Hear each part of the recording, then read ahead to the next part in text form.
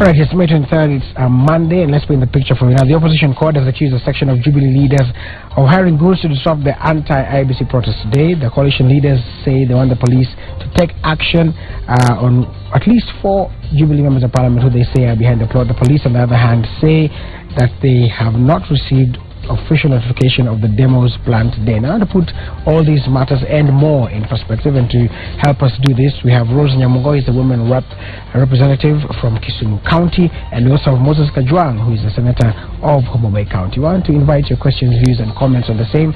Our SMS number is 22422. That number again, 22422. And you can also talk to us on Twitter. The hashtag to use is Power Breakfast, and I hand it over to Mutegi Njao. Mutegi? Thank you, Ravuru. Welcome, Senator. Welcome, Mama. Thank you. Maybe you can start with you, Senator. This is billed as the mother of all demonstrations. Today, how is that so? Well, what difference will this to Mondays be vis-a-vis the last Monday? Thank you, Mutegi. Today, we expect that this will be the final push. We hope that it will be the final push that will force the IEBC, the discredited commissioners, to vacate office, to leave office, because the manner in which their continued stay in office is dividing this nation is not tenable in the long run. But also, beyond that, we expect the numbers that will come out today to be higher than the numbers that we have witnessed in the past 3 attempts that we have gone to the streets. So we are asking all Kenyans of goodwill, not just court supporters, but everyone who loves this country and who does not want a repeat of the violence that has visited this country every other electoral season, to come out so that we put this final pressure on the IEBC commissioners to willingly vacate, and thereafter put pressure on the ruling coalition and the opposition group and parliament to sit down and come up with a meaningful dialogue that can give us a way forward out of this impasse that we are in. Are there new faces you expect for the demonstrations, except the normal, the court leaders, Kalonzo, Wetangula, and the Honorable Prime Minister? We have sent out invitations to all groups that have supported our position that IEBC should go. We have sent out invitations to the church. Last Monday, we were joined by KANU Secretary General Nick Salat. In fact, Gideon Moi was just around the corner, but tear gas was served before he could join us. So coming to be there? We hope that he's going to join us, because KANU is one of the political groupings that has been pushing for the removal or the resignation of commissioners and the restructuring of the electoral infrastructure in this country. I've seen politicians from Nakuru who are KANU leaders, I think one of them called Gonjiri, denouncing Salat and saying that that was a lone ranger. Yes. He didn't intend to consult KANU. He just went there himself. Yeah, Mutegi, even within CORD coalition, there are those people who think that what we are doing is not right. So a political party is a grouping of many, many people. So you might find 1 or 2 people who take a divergent view. But generally, the Secretary General of a party is the one that is usually authorized to speak on behalf of a party. So when we see Nick Salat sitting with us out there and also being tear-gassed, we are now seeing a significant part of Jubilee joining us and agreeing with us that we need to reform the electoral system in this country. Mrs. Nyamunga, yes. As a woman and a leader, also a politician, how does it feel as a mom to go and demonstrate and be seen, be tear-gassed? Yeah, as a woman and as a leader, I think we must also be in the forefront. If we look at the history of Kenya, we remember so many other women who fought even for the independence. We have so many names that we can flash and say, Mama so-and-so, Mama so-and-so. They were there in the front line. The independence of Kenya was not achieved by men alone. If you look at the issue of multi-party, I can remember Mama Ngilu. I remember very many women, Martha Karua, many other people who were also in the front line when we were fighting for multi-party democracy. When it came to the issue of the constitution, women were in the forefront. You remember the Beijing conference where women were in the forefront. Women cannot be left out in any of these things, because even if you take our own families, you cannot say in a family you are going to, it's only the man who is going to be taking decisions. Look at the upbringing in our families. It is the women who take a very key role. They know what happens in the family with the children. So the women, even in the churches, nowadays in the churches, women are in the front line. So I think time, and I can't say it's only now, it has always been there. Women must be part and parcel, and as a leader, I was represented as, elected as a women representative, meaning that women had hope and trust in me, and they have faith in me. So if I sit back and say that is a man's issue, it is not. So I feel very good, and I feel very strong and energetic even right now that we must be in the forefront in fighting for our people. Do you have some fear behind you about thinking that, oh, what will happen to me if I'm tear gassed? Imagine when you are there, you don't even think about it. You only focus on what you are doing. I've never, in fact, I've been tear gassed twice. Last time I had it very rough. I had to run because I didn't know where my car was. But it didn't bother me much because I think what is before us is much bigger than myself or maybe one single family. So when you are there, you really focus on the cause. And that's what happens to me. In today's papers, I've seen an article from one judge, Lee Muthoga. He was a judge in the East African, the Arusha court, the one in charge of the Rwanda tribunal, and he is a prominent lawyer here, explaining how to remove the IEBC and saying that even if they eat chicken gate, the way to remove them is not through a demonstration. There is a legal process set up by the Constitution. That argument has been put there time and again. In my view, why can't we just follow that route and go through the normal legal process, which is set up by the Constitution and the laws? I've seen the article by the judge, yes. And he makes a clear argument, but I still do not subscribe to his line of thought. One, he accuses CORD of not coming up with proposals on reforming the electoral system. Remember when CORD came up with the Okoa Kenya bill, one of the most significant proposals in it was how to reform our electoral system. So I want to ask the judge to look at our draft amendments to the Constitution. He will find therein the proposals that CORD has brought onto the table. He also talks about following the Constitution. I can tell you, Mutegi, as a coalition, we have done our best. In 2014, Wafula Buke submitted a petition to Parliament seeking the removal from office of the commissioners on the grounds that have been provided for in the Constitution. Remember, that was a time when the Auditor General had just released a special audit on the IEBC following the last general election. And the revelations were, it's just funny that Kenyans don't get outraged by some of the things that the Auditor General said. So there were solid grounds for removal of office of IEBC commissioners back then in 2014. This petition was frustrated by the Justice and Legal Affairs Committee of the National Assembly, and it was thrown out. Now, this is the same Justice and Legal Affairs Committee that we are expected to commit a petition to once it is taken to Parliament. What has changed? The chair is still Chief Konga. So that was in 2014. In 2015, we came up with draft amendments to the Constitution, which we felt would take care of some of the issues, some of the snagging issues on the new Constitution. Again, our Okoa Kenya referendum bid was frustrated by none other than the IEBC. We have attempted, we have tried the legal means. What we are left with right now is to exercise our rights under Article 37 and also to exercise the power of the people as per Article 1 of the Constitution. Mutegi, when we go to anniversary towers, we do not seek to go in and carry Isaka-san out of his office on a chair and throw him out through the window. We want also to appeal to his conscience, to his sense of morality. If you look at the Supreme Court, Justice Mutunga is leaving office almost 1 year before his term is over.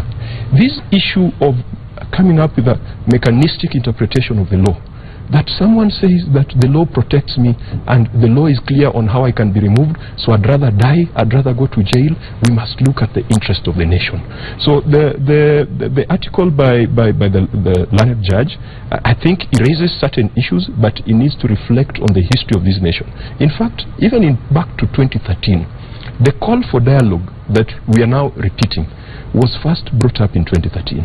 You remember after the Supreme Court made its ruling in favor of Jubilee, Raila Odinga wrote an open letter to President Uhuru, and I still remember it was quite lyrical. He said, "I offer you a hand of peace. I offer you an olive branch so that we may dwell in peace, love and unity." And he went ahead to request the president to convene some forum where we could discuss things like electoral reforms, things like corruption, things like ethnicity and inclusivity, and things like insecurity. At that time, we were told that we were looking for nusu mkate. That was far from our mind. So we have attempted as patriots to follow the proper process, but we have gotten to a point where we now have to resort to demonstrations, and we have to go back to the people. Why do you think that this will be the final pressure today? Well, are there indications that somebody is listening? Mutegi, in the history of this nation, we have seen people take very hardline positions. We just a few months back, our sister Anne Waiguru was very hardline, and she was getting defense from State House that she was just a whistleblower. Eventually, she gave way. You remember Amos Kimunya, who said he would resign over his dead body. He left. You remember Bethwel Kiplagat of TJRC. He also insisted that he was a chair of that commission and that there were legal ways of removing him. It ended up messing the integrity of TJRC, and maybe that's the reason why the TJRC report has never been implemented, because dark clouds around the chair. And for those of us who are religious, I just take them back to the Bible. The Pharaoh who allowed the Israelites to live and to go to Canaan, he had to go through so much, but eventually gave way. I believe that the voice of the people is a voice that will be heard, and I hope that the IEBC can put the interests of the nation above their own individual interest, above their own mechanical interpretation of the law. We must look at the spirit of the law rather than just the letter of the law.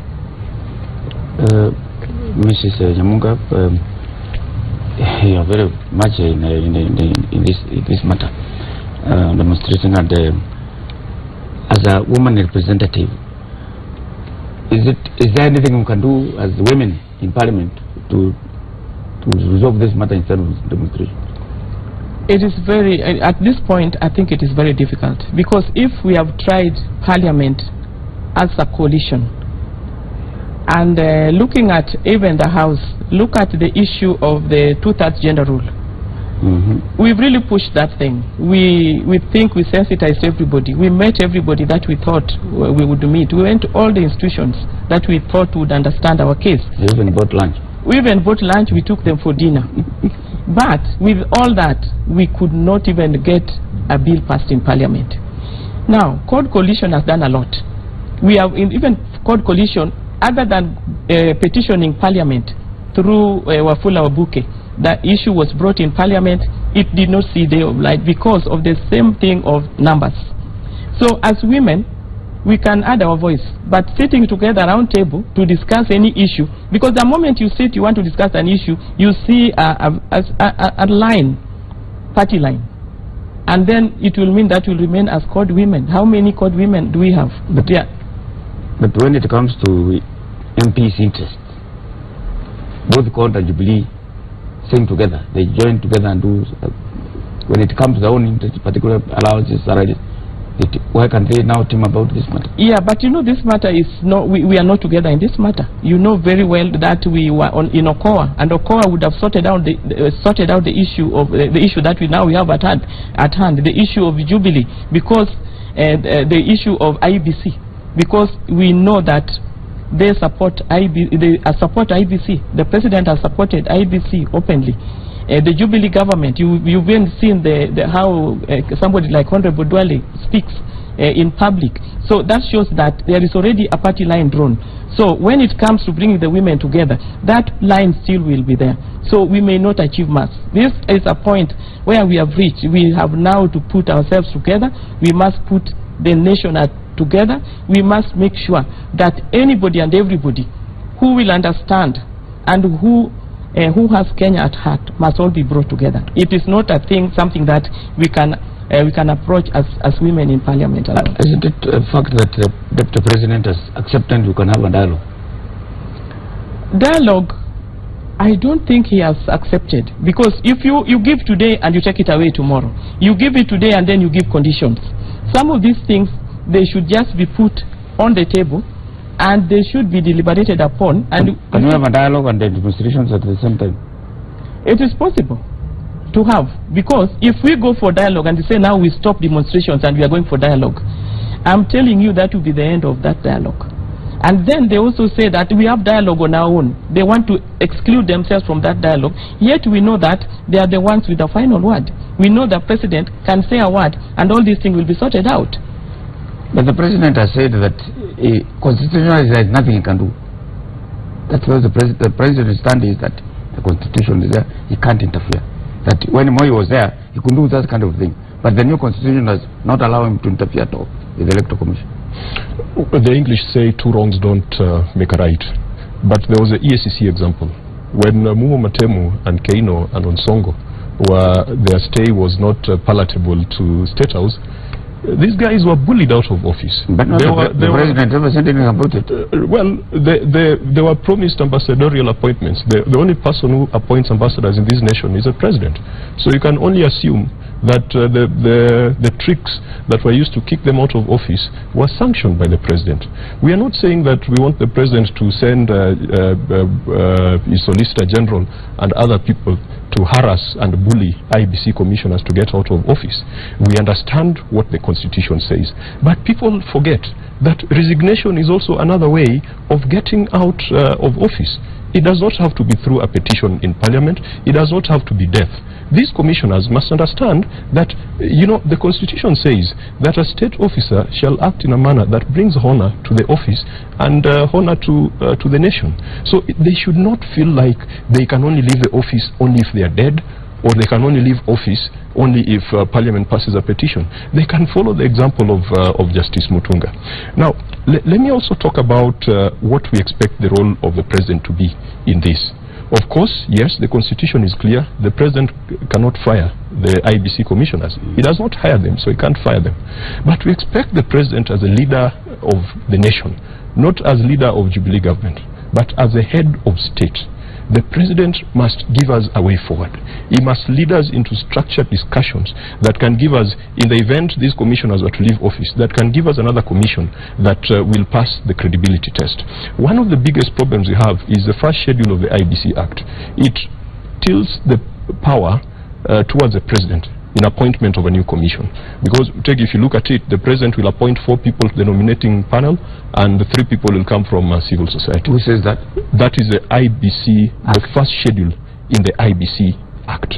Now, these are the things. This be amended? These are the things for us to amend them. We do not want to go into that house and subject ourselves to the tyranny of numbers that killed the women, as Mheshimiwa said. We want to come to an agreement on the minimum reforms that we need to do within the electoral system, and then pass this to Parliament for its ratification. The idea Jubilee has brought up when they say that yes, they are welcome to dialogue, but they are setting conditions that we do not accept. Like? They are saying we can only do dialogue in Parliament. Now, you have just said it yourself, that we've got a Parliament which is very quick to discuss and to pass things of personal interest, but very slow to look at things of national interest. In fact, sometimes you go into Parliament and people tell you, today we have not come to debate, today we have come to vote. Those are people who have just come from State House, have just had lunch. So they tell us you can talk all you want, but at the end of the day, we are going to vote in a certain way, even if they do not believe in that line of voting. I don't think a discussion in Parliament is the right way. In fact, even in 1997... Parliament was supposed to be independent. Well, supposed to. Of the executive. Supposed to. The majority leader in the National Assembly still speaks as if he's a member of the cabinet. And to add to that tragedy, the Speaker of the National Assembly, in fact, Mutegi, my heart just broke this morning when I listened to the Speaker of the National Assembly saying the government shall not be cowed by code. And I started asking myself, since when did the Speaker of the National Assembly start speaking on behalf of the government? You know, these are some of the statements which, when we hear, and then we are told to go and dialogue in Parliament, whose leadership has already taken a position, then it is not something that is tenable. There's nothing viable we are going to get out of that. We are not only looking for an IPPG solution. And the judge also talked about IPPG being something that would be illegal. We are looking for something close to the NCC approach. Remember, NCC approach attempted to bring in the political leadership, the religious leadership, the civil societies, and all other concerned Kenyans. Moi pulled a first one on everybody and sent the matter to Parliament, and then we ended up with IPPG that came up with some fairly weak reforms, but that helped the nation. At the very minimum, we want a situation where all actors are involved, and then the role of Parliament will just be ratification and amendment of the relevant laws that need to be changed. And you are saying there is a terrain of numbers. That's why I'm calling on the President as a head of state to lead some structured talks. It cannot be left to Raila Odinga to set the agenda. I mean, if you look at this nation, Raila Odinga has been setting the agenda for this nation all the way from Okoa, Kenya to ICC to IBC right now. I think the President also needs to wake up and realize that his role is also to offer leadership, offer direction to this country. And right now when the country is so divided, no, how do you offer direction when you say, you know, my hands are tied, there's nothing I can do, so you guys can demonstrate, and then he sets police on people. You know, when the President says he does not understand how an elderly person can sit on tarmac and blow a whistle, it just reminds me that probably Jomo Kenyatta Mzee could never understand why elderly people could take guns and pangas and go to the bush and fight imperialists. You know, sometimes if you want change, you can't do change in suits and nice settings like we are doing. You have to go extra. I think the President has got an obligation to this nation to provide direction and to rein in his troops so that we do not have all these hardline positions that are being taken. Today, we expect to go to the streets, and we know that there are some MPs who have organized goons to attack us. And all this is being tolerated. People are saying that they are going to attack us because they've got a right to defend their property. The last time I checked, it's a job of the police to defend private property, to defend lives, to protect protesters, and to protect innocent people who are going about their business. It just tells us that the police is failing or the police is taking sides. Have you reported the police about that? Yes, we have. Yesterday when we did a press conference at Okoa, Kenya, James Orengo made it very clear that we have informed the police. We have even told the police where some of the weapons that are supposed to be used today are being kept. What kind of weapons? There are all sorts of crude weapons, not just pangas and stones, but including guns. It is not a joking matter, Mutegi, because the narrative now is supposed to shift to show that CORD is a group that promotes lawlessness. Our protests have been peaceful, our protests have been unharmed. We have been infiltrated by people who do not like our agenda, and they want to convert this narrative to one of violence. I don't know that that's true, because the first day when you went to Anniversary Towers, somebody tried to fight with the gate. When the gate was closed, the demonstrators were beaten out of the gate. Yeah, but you know, when we, in fact, I've been in all the demonstrations. Yes. When we reached the IEBC gate, it is the policemen who started hauling the tear gas at the people. The people were seeing just with pictures trying to move the gate. Yeah, the gate. But you know, when you have to show yourself and you want to show your weight, you know, you cannot just go there and stand. So there must be an exact, you have to exert yourself to some level. But that did not mean that you are actually going to put that gate down. But immediately they saw that, they started with the tear gas.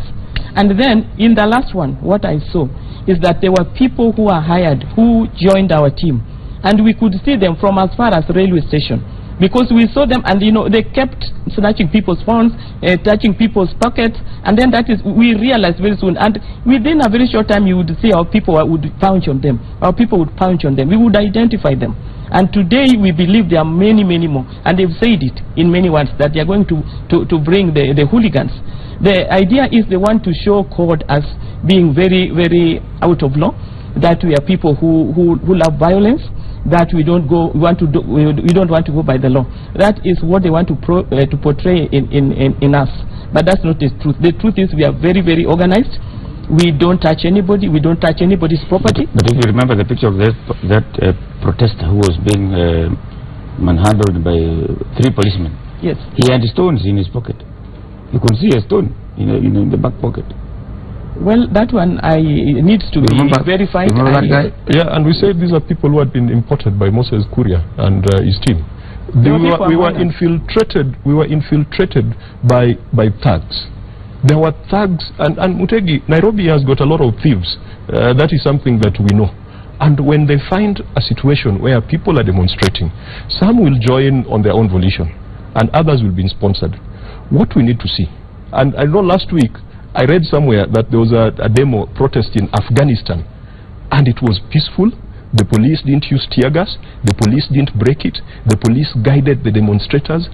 If Afghanistan can pull off peaceful protest, what about Kenya, which is many years and many miles ahead? What we now need to start seeing is the police providing protection and cover and security to the demonstrators, and at the same time providing protection, cover and security to private business people who are going about their business. And this thing of lodging tear gas and using water cannons at will, Mutegi, if from the first week we would have been allowed to go and sit outside IEBC and then go home, and then the second week sit outside IEBC and then go home, probably maybe the steam would have died. We would have said, okay, let's move from the street and go to a boardroom and try and do dialogue. But the more we start seeing tear gas and these new generation water cannons, it is a sign of repression. It is a sign of autocracy. And in many cases, it is a signal that a government is falling. And that emboldens people to come out.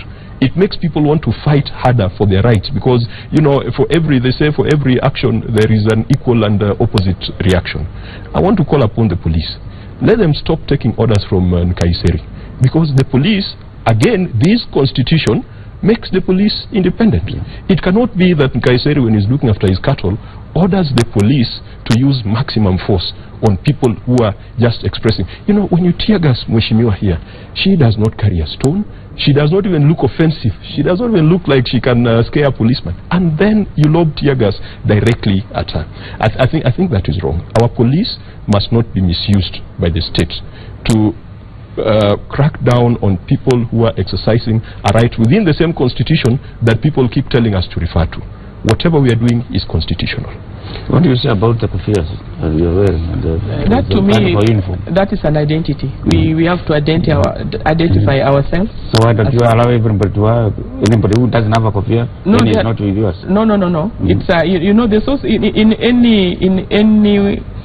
any force there must be the core of it, and it is up to other people to join. Anybody is allowed to join, anybody is allowed to wear the kofia, but that is just an identity that we are fighting for a cause, and the cause is a good cause for Kenya, and just to make ourselves present and to be identified with, and this is just an identity, and we invite everybody else to join us. What about the significance of the Firimbi? The Firimbi, that is a movement that we started. You know, this war is not starting now. This war of the independence and the liberation of Kenya, it has been there. In fact, for me, I thought we ended it when the multi-party and the new constitution came into force. But it's like now the journey is still on, because we still see the same things that we fought in the old constitution coming back, creeping back. You see it so much in parliament. You see where bills are brought into parliament, manipulated here and there, numbers are used, and then they are passed. And then when they go out there, you realize that some of these bills, like if you look at the finance bill, there are so many wrong things in that bill. Sometimes and then when it goes to the AG, it is passed, and you wonder, did somebody look at this bill? So I see the government moving. We are moving back forward 2-3 steps, and they are taking us back 5 steps. And if we are not careful, from what I see and from where I sit, I think we are going backwards. We are going backwards to where we came from, where there was only one party. Because even if, look at ourselves now, the president goes around giving goodies. We know very well everything must be done on the budget. And if the president can go to Kisii and offer goodies worth 4 billion, where is that 4 billion coming from? Is it coming from the Eurobond? So those are some of the questions that we are asking, and we must put our house in order once and for all. And these things we are doing, we are not doing it for ourselves. We are doing it for the future of Kenya. Kenya must be ruled in a proper manner, in a civilized manner, under the constitution that is approved by the people of Kenya. And they did not tell us now we were supposed to legislate on the constitution, but you are not supposed to take away from it. We are supposed only to add value to the constitution. A lot of people think, many people, not you are talking about, you talk about Kenyans. Other people who are against you think that Raila has realized that actually you cannot defeat an incumbent president and deputy, and they are very intact. Now that the ICC is not there, they are focused on winning the next elections and even the next and the next. Raila and the court have realized that, this environment, they won't win. Even if you bring a new electoral commission, you can't win. So he says if you can't win, then nobody wins. So you want to spoil for everybody. That is not correct. First of all, Mutegi, look at the margin of victory Jubilee got in the last election. It was 50.07%. They crossed the 50+1 mark by 8,000 votes. We still hold that there was a lot of rigging, and even though the Supreme Court has delivered its judgment, we still have our supporting documentation that the Supreme Court did not even provide time to look at. And that's why part of the reforms we are looking at within the electoral system is to extend the time that you take in a presidential petition that is before Supreme Court, so that all issues can be looked at. So with a 50.07% victory in quotes, we are not talking of a majority government. And if you look at governments world over, incumbents, when they go into the next round, their percentages usually dip. Why? Because in your incumbency, you have made promises which have not been delivered. In your incumbency, you have realized that some of the things that you promised were populist, and now that you're in government, they cannot be delivered. In your incumbency, people have gotten tired of you. And when you look at the Jubilee administration, honestly speaking, they are not even trying much to reach out to the other communities that did not support them. You see a lot of appointments, a lot of focus in certain regions that were their support bases, while CORD has remained intact. So strategically, and even if you look at the numbers, we are going to beat Jubilee, because with a 50.07%, that is not a majority government, and that percentage is going to go down in the next elections. We are very confident about that. We want to create an environment where when we defeat Jubilee, Uhuru and Ruto will not start crying that Isaka-san was appointed by Raila and Kibaki way back during the Grand Coalition government. This is for their good also. They keep reminding us that this commission is a Raila commission. We want to beat them so that once we've beaten them, they don't start blaming the commission for their losses. I think it is for the interest of everyone in Kenya that we sit down and look at the minimum reforms that we must do. And there's the Auditor General's recommendations. It was serialized in the papers yesterday. The social audit of the Constitution. It comes up with certain recommendations around the electoral system.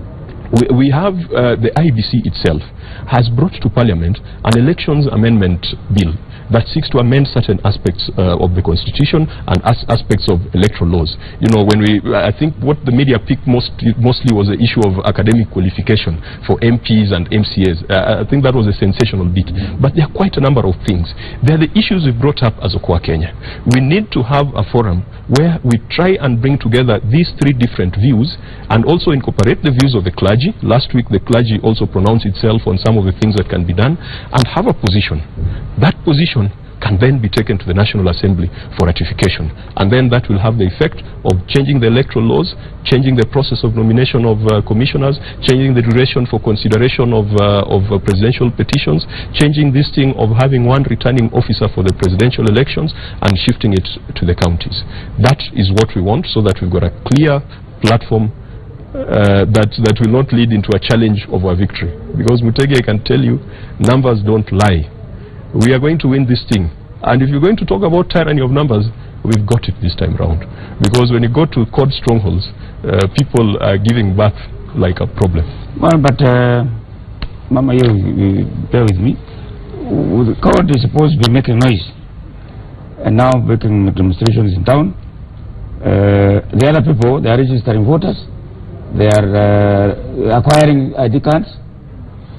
Where they are in Nairobi, and they all over the place making noise. I don't think we are all over the place making noise, because this is a once-a-week affair, and we've only done it in the last 3 weeks. This is now the 4th day. So after that, we go back to our work.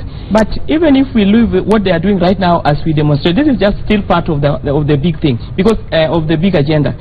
When we went to the elections in 2013, it was amazing that 700,000 of people who applied for ID in the CORD zone, in fact say Nyanza, 700,000 who applied for IDs, we did not get those IDs back. So it is not that we are not doing something about it. Now, if you look at the voter registration, it is so skewed also, because if you look at the way they distributed the kits, you would find that one kit is supposed to serve 6 schools, and it was so confusing because you will know today it is in school B, A, and then people go to school B, and then you go spread the word around and say, now if you want to go and register, please go to school A. Then the following day they are moved to school B, meaning that these people who just had after the first day missed it. So they kept doing that, and then it was so skewed. Yet you realize that for us, when we were leaving school, the issue of ID, we got it in school. I wonder when that one stopped. But you realize that in CORD, in the Jubilee strongholds, the thing is still going on. Students still get their IDs as they leave school. In the CORD, why don't you fight for that instead of going to demonstrate? No, we are fighting for it. But you know, these people, they are the same people. If you go to the DCs, and they are still the same people we are dealing with. It has not changed. If we cannot change just the ID issuing of an ID, how can we change these other bigger things? So if somebody cannot listen to you, you go for the next step. So this government is so skewed in everything and in anything. In the issue of the ID. When the senator says you have the numbers, where are the numbers, and you are accepting fact that you are not registering, getting IDs, and you are not registering voters? Where are the numbers? No, Mutegi, first of all, maybe this nation needs to debate a proposal that came out yesterday on the social audit of the Constitution. Why must somebody take a voter's card to vote? If once you are a citizen, once you are 18, you are entitled to vote. Why must we then introduce something else called a voter's card? Why can't we use the register of citizens as our electoral register or electoral roll, such that once you have an ID card, then you can vote? Because even on the day of voting, you must carry that ID card, despite the fact that you are registered in the BVR. I think that is, in fact, as we do dialogue and as we talk about minimum reforms, that could be one area that we can address, because the gap between the people with IDs and people with voters' cards, you find there's a lot of attrition in between. Yeah, true. It should be the right of every Kenyan with an ID to vote. But you also have accepted the fact that you are not getting IDs. Like she says, the BVR things which were distributed for, or even ID, the registrar of persons is biased against, say, to put a crude Luo Nyanza, Western. And another case. Not just Luo Nyanza. All border counties. All border counties. Yeah, and you look at the map of Kenya, and if you look at the border counties, most of these border counties are called strongholds. Be it Siaya, be it Mandera to the president yesterday. Yeah, even in Mandera. So there's a problem. When we start looking at issuance of ID as a favor, there's a problem. When we leave that responsibility to elected leaders, to a great extent in Nyanza, it is elected leaders who have been mobilizing people to register, to get their IDs, and to register as voters. The issuance of an ID is a tool of economic empowerment. Yeah, you can't have an M-Pesa account, or even a bank account, or you can't even join a chama, SACCO, and get a loan if you don't have an ID card. Such that it should be the duty of the government to make sure that each and every citizen gets an ID card. But what are we treated to? A situation where the Kibicho comes to Nyanza and does a launch as if he's doing the people of Nyanza a favor. That is something that should be continuous and ongoing, and the people who are responsible for this function need to be facilitated. When we had a minister for immigration and registration of persons, you could say that there was a lot of focus on that exercise. But one thing that people also don't know is that there was a curious interpretation that a Kenyan with a waiting card cannot register as a voter. In the build-up to the 2013 elections, there was a mass ID registration exercise which netted close to 2 million new people. Most of these people were locked out of the elections. Why? Because they held on to waiting cards for more than 6 months, and by the time they were getting their ID cards, the elections were over. So yes, we've got the tyranny, but we know that there are tricks from the national government to see to it that it is only certain parts of this country that are getting IDs. But at the end of the day, you can only give an ID to a human being. You will not be giving IDs to trees.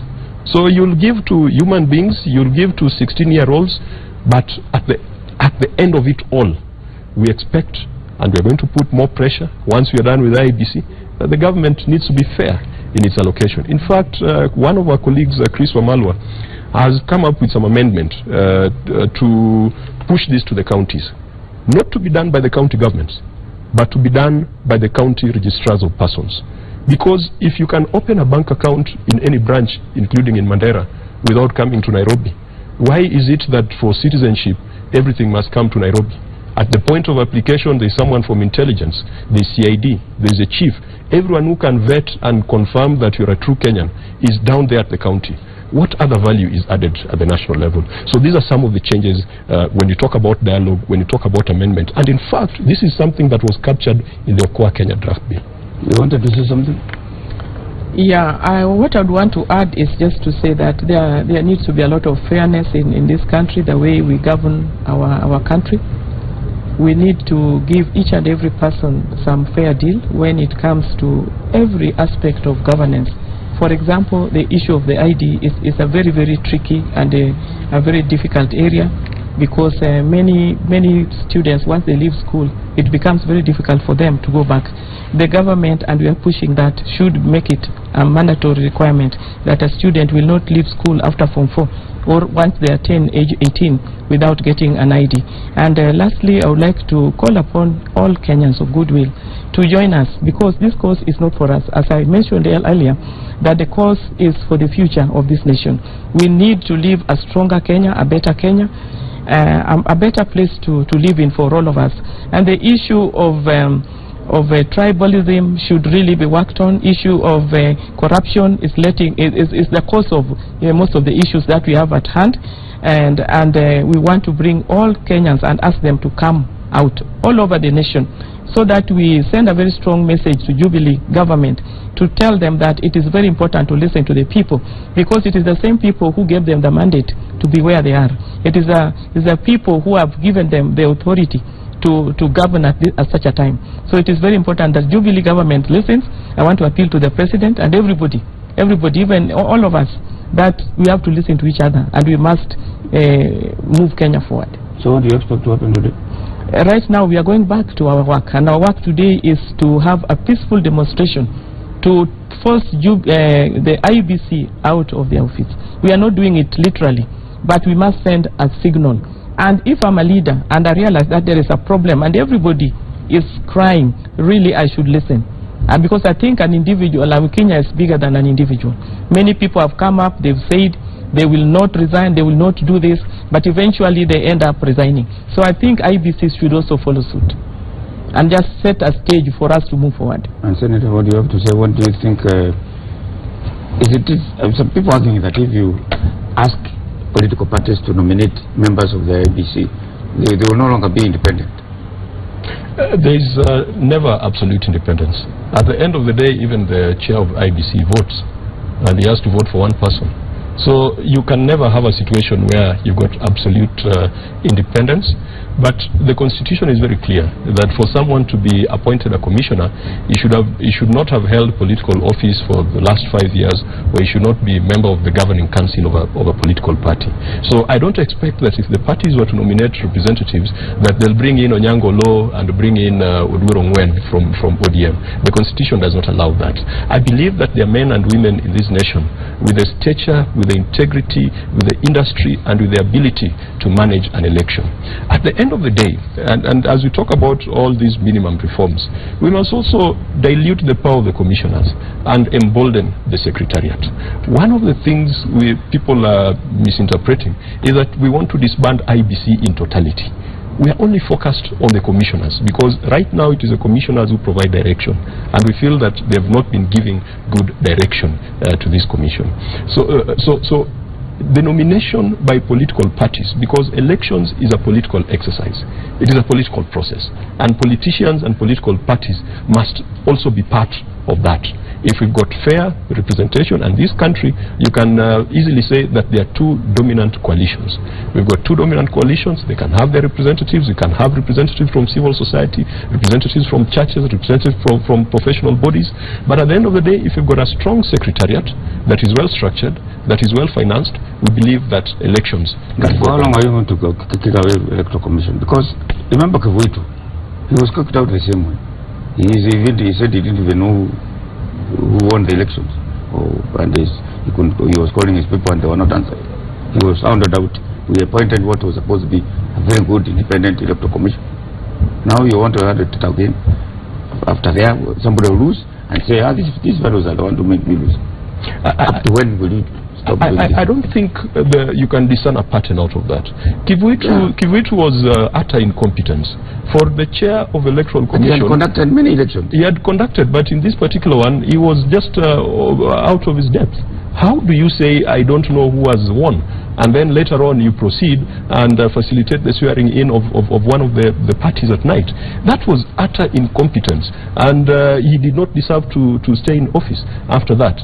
If you look at the current commission, it is not just issues of chicken gate, and again the judge talked about chicken gate, that if we want to follow up the matter, we should petition. It is not our job to petition. Ethics and Anti-Corruption Commission is the one that does investigations and hands over the file to the DPP. And the fear here is that if EACC hands over the file to DPP and Isaka-san and the other commissioners who are involved in chicken gate are taken to court, then the pressure, there will be absolute evidence that they've got integrity issues that have already been taken to court, and it will force them to to step down from their positions. And you can clearly see a pattern where someone is sitting on EACC and telling them go slow on that file.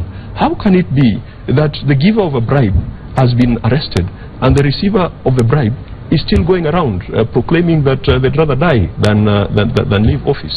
Mutegi, the formula for appointing commissioners, we have said that as CORD, we do not want to impose our opinions on Kenyans. And that is a statement that Rhino made when he made the call for dialogue.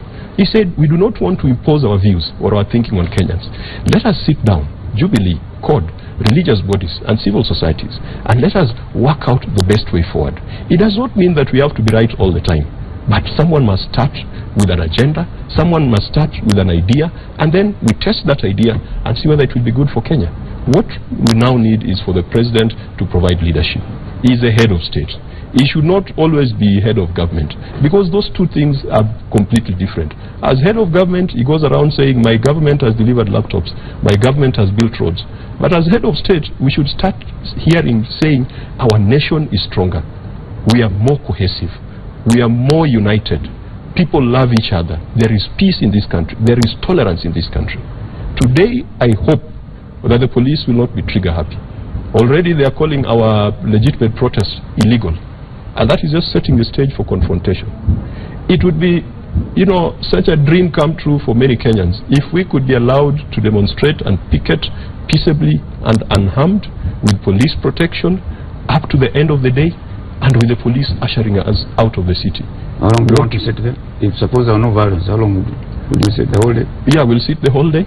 If that does not put pressure on the commissioners to willingly vacate office, we will be back on Monday. Have you carried lunch? No, it's resilience. This is it is not a luxury. We're not going on a picnic. It's not a picnic. You have to do porridge and githeri in the morning. It is not a picnic. It's work, and our people have sent us to do this on their behalf. Thank you very much, Mr. Senator. Thank you very much, Mashmo. I hope today will be incident-free, and as you said, I hope also there will be no water cannons, no tear gas, that the demonstrations will be peaceful in Kakamega, Mombasa, and elsewhere, at Kisumu, where they will be. Thank you.